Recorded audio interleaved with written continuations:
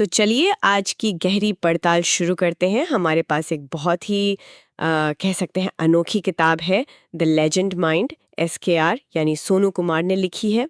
और मैं इसे अनोखी इसलिए कह रही हूँ क्योंकि इसकी बनावट ही बहुत अलग है। हर पन्ने के ऊपर लिखा है जय गुरुदेव और नीचे लेजेंड का acronym, legacy even God and not demons. मतलब अपने आप में एक पहेली जैसी किताब है ये। आज हम इसके एक बहुत ही खास चैप्टर 14 में गोता लगाने वाले हैं। टाइटल है एक भक्त की तरह पूजा करें। अब ये सुनने में तो बहुत सीधा साधा लगता है, पर इसके अंदर जो बातें हैं वो पूजा के बारे में हमारी सोच को शायद पूरी तरह से पलट सकती हैं। हमारा मकसद है इसके दार्शनिक और व्यवहारिक दोनों पहलुओं को खोल कर देखना। और इसे समझने के लिए एक छोटा सा संदर्भ बहुत जरूरी है, मुझे लगता है। हाँ। किताब की प्रस्तावना में लेखक बताते हैं कि उन्होंने अपने जवाब खोजने के लिए विज्ञान, गणित, धर्म, मतलब सबको खंगाला है। हाँ। और ये किताब उन्होंने भगवान शिव को समर्पित की है।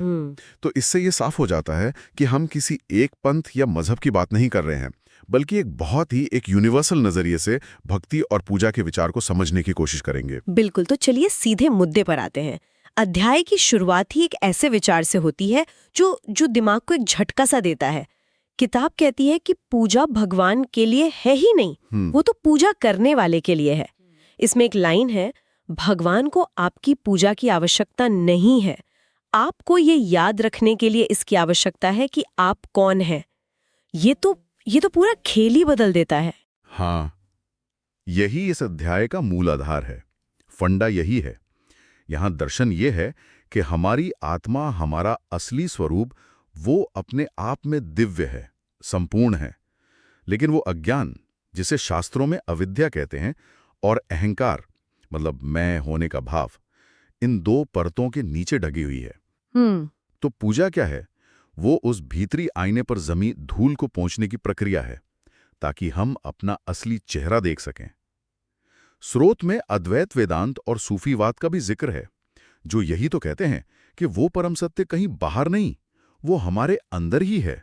लेकिन एक मिनट, अगर कोई कृष्ण के नीले रूप में ही सुकून पाता है या ईसा की मूर्ति में शांति महसूस करता है, तो क्या ये गलत है? मतलब बहुत से लोगों के लिए तो वही रूप भक्ति का आधार होता है। क्या किताब इस तरह की भक्ति को कम आंक रही है? नहीं नहीं, बिल्कुल नहीं। ये बहुत जरूरी सवाल है। किताब इसे गलत नहीं कहती, बल्कि इसे एक शुरुआती बिंदु मानती है। अच्छा। आप दरवाजे पे ही खड़े रह सकते हैं, जो अपने आप में सुंदर है, सुकून देने वाला है। लेकिन किताब हमें उस दरवाजे से गुजरकर अंदर की विशाल आकाश को देखने के लिए प्रेरित कर रही है। मतलब उस रूप के पीछे जो सार है, उसे देखने के लिए। बिल्कुल, वो चेतना जो उस रूप के पीछे है।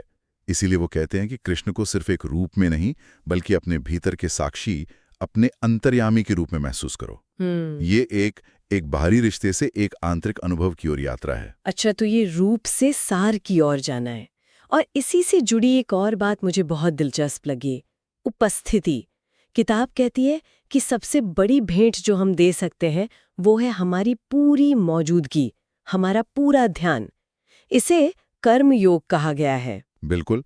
आप सोचिए, आप मंदिर में आरती कर रहे हैं, दिया घुमा रहे हैं, लेकिन आपका मन ऑफिस की मीटिंग या घर की किसी चिंता में अटका है। तो वो शरीर तो सिर्फ एक मशीन की तरह काम कर रहा है, वो पूजा नहीं है। किताब में बहुत सुंदरता से लिखा है, सबसे ऊंची पूजा वह नहीं है जो आप वेदी पर चढ़ाते हैं, बल्कि ध्यान की वो गुणवत्ता है जो आप हर सांस में लाते हैं। वाह। अगर आप पूरे ध्यान से एक सांस भी लेते हैं ना, तो वो सांस ही एक भेंट बन जाती है। ठीक है, तो ये साफ है कि पूजा का असली खेल इरादे और ध्यान का है। लेकिन मन तो हमेशा भागता रहता है, उसे एक जगह टिकाना आसान तो नहीं है। क्या किताब में इसे अमल में लाने के कुछ प्रैक्टिकल तरीके बताए गए हैं? हाँ बिल्कुल, और यहीं पर यह अध्याय बहुत काम का हो जाता है।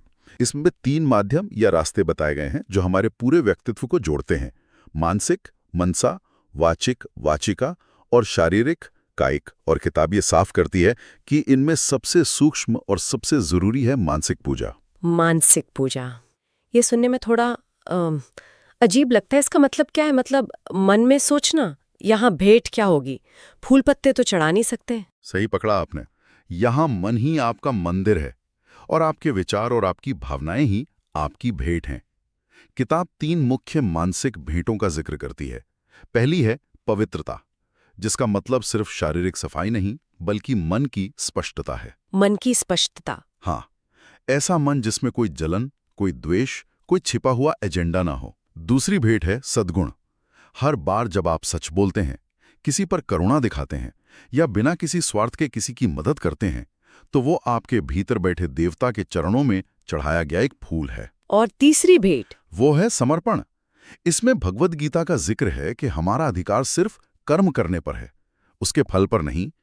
ये कहना आसान है, पर करना बहुत मुश्किल है, बिल्कुल। इसीलिए तो ये एक अभ्यास है। इसका मतलब है अपना सबसे अच्छा प्रयास करो और फिर परिणाम को उस बड़ी शक्ति पर छोड़ दो। जैसे नदी में एक पत्ता बहा देना, आप उसे नियंत्रित नहीं करते, बस बहने देते हैं। और मानसिक पूजा का शिखर है ध्यान। जब आप शांत बैठकर सिर्फ अपनी सांस को देखते हैं या सोहम यानी मैं वो हूं जैसे मंत्र को भीतर ही भीतर महसूस करते हैं, तो मन की भागदौड़ थम जाती है। उस ठहराव के पल में पूजा करने वाला और जिसकी पूजा हो रही है, उनका भेद मिटने लगता है। तो मन का स्तर सबसे गहरा, ये तो समझ आ गया। लेकिन आवाज और ध्वनि का भी तो हम पर बहुत गहरा असर होता है। मतलब संगीत सुनकर हमारे रोंगटे खड़े हो जाते हैं। क्या किताब में ध्वनि के इस्तेमाल के बारे में कुछ बताया गया है? बिल्कुल, यही पर वाचिक पूजा यानी ध्वनि का प्रयोग आता है। किताब कहती है कि ध्वनि मन को एक लंगर देती है, उसे भटकने से रोकती है। इसमें मंत्रों के बारे में एक बहुत दिलचस्प बात कही गई है। मंत्र कोई मांग की लिस्ट नहीं है कि हे भगवान मुझे ये दे दो। अच्छा। बल्कि ये एक गुंजयमान चाबी है, एक वाइब्रेशनल की जो चेतना के अलग अलग तालों को खोलती है। वाह, गुंजयमान चाबी। हाँ, जैसे ओम का जाप। ये सिर्फ एक शब्द नहीं बल्कि ब्रह्मांड की मूल ध्वनि से जुड़ने का एक प्रयास है। और इसमें जप का भी जिक्र है। हाँ, जप यानी माला लेकर किसी मंत्र को बार बार दोहराना। ये एक अनुशासन है जो मन को एक जगह टिकाता है। हाँ, लेकिन इसका असली लक्ष्य है अजपा जप तक पहुंचना। अजपा जप? हाँ, ये वो अवस्था है जहां मंत्र आपके प्रयास के बिना अपने आप चलने लगता है। आपकी सांस की तरह, आपके दिल की धड़कन की तरह वो आपकी चेतना का सहज संगीत बन जाता है। और कीर्तन या भजन? बिल्कुल, वो तो तर्क को छोड़कर सीधे दिल से जुड़ते हैं। वहां आप कितना सुरीला गाते हैं ये जरूरी नहीं, जरूरी ये है कि आप उसमें कितना डूब जाते हैं, आपका भाव कैसा है। मन हो गया, आवाज हो गई, अब शरीर का क्या? अक्सर अध्यात्म में शरीर को एक बाधा की तरह देखा जाता है। क्या यहाँ भी ऐसा ही है? इसके बिल्कुल उलट।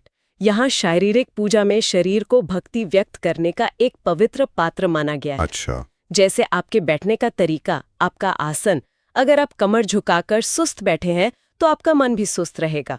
एक सीधी तनाव मुक्त रीढ़ की हड्डी प्राण ऊर्जा को बिना किसी रुकावट के बहने देती है। इसी तरह अनुष्ठान जैसे दिया जलाना, अगर आप इसे सिर्फ एक रस्म की तरह कर रहे हैं तो ये खाली है।